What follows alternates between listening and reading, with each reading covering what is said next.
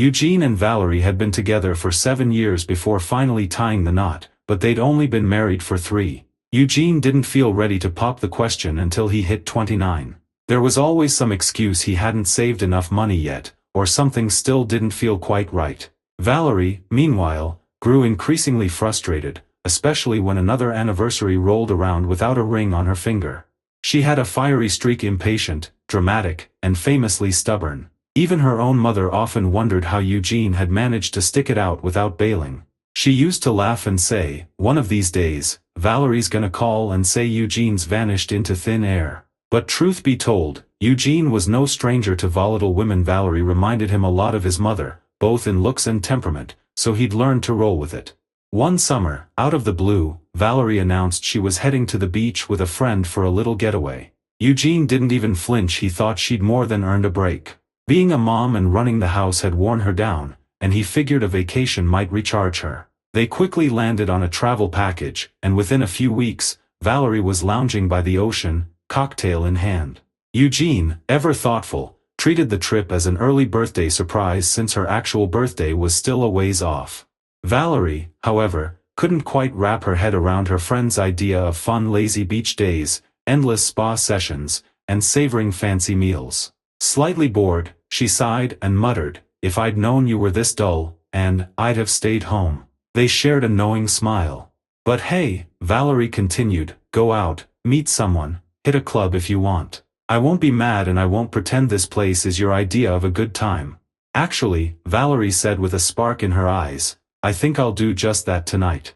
That settled it. The following morning, Valerie came back looking like a storm had passed, her clothes wrinkled, her hair a mess, and a mischievous grin dancing on her lips. Clearly still riding a buzz, she launched into a vivid play-by-play of her wild night at a club, then by the lake, laughing about hanging out with a bunch of random strangers. "You stayed out all night?" and asked, eyes wide. Valerie smirked. "And you're not gonna tell Eugene, right?" and hesitated, but her uncertain shake of the head was all Valerie needed to feel secure. She leaned in and spilled more than and ever wanted to know way more. She hadn't signed up to be anyone's secret keeper, let alone this kind of secret. "He's someone from the family," Valerie blurted out cryptically. "I used to think Eugene was great in bed, but now I know better." She giggled and gave a playful nudge. "Come on, don't look like that.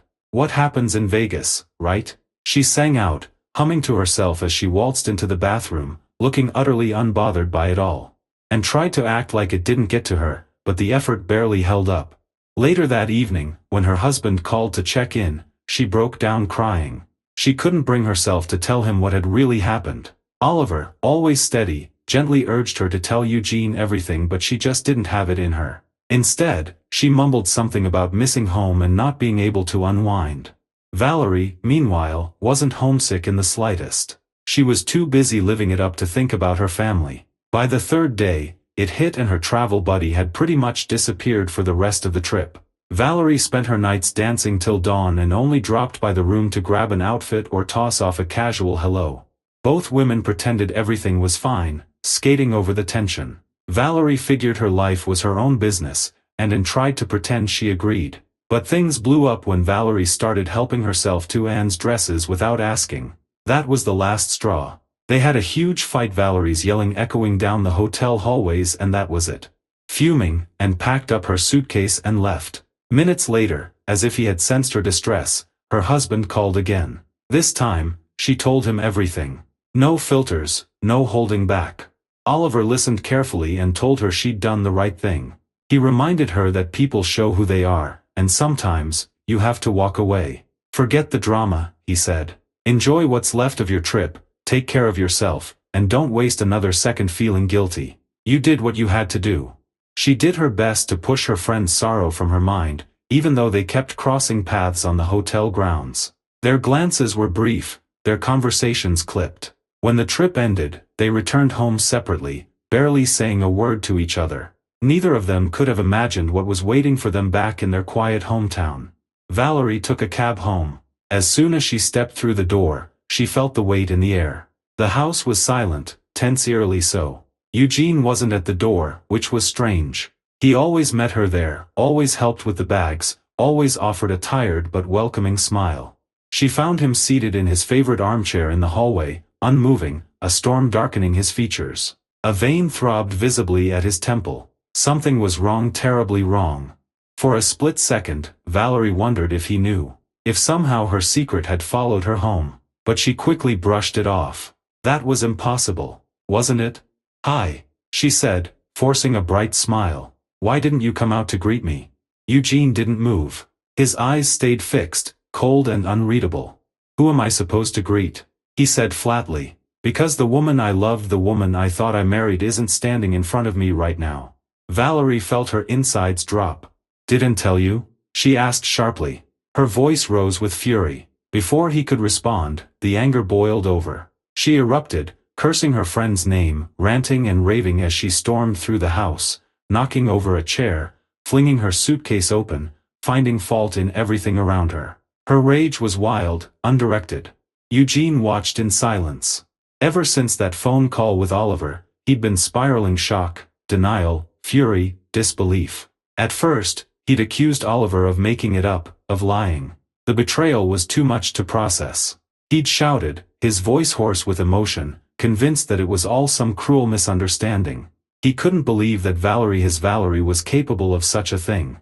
He had loved her deeply, completely, and after 7 years together, he thought he knew every inch of her soul. He thought he was safe. But now, watching her rage with such venom, something inside him broke.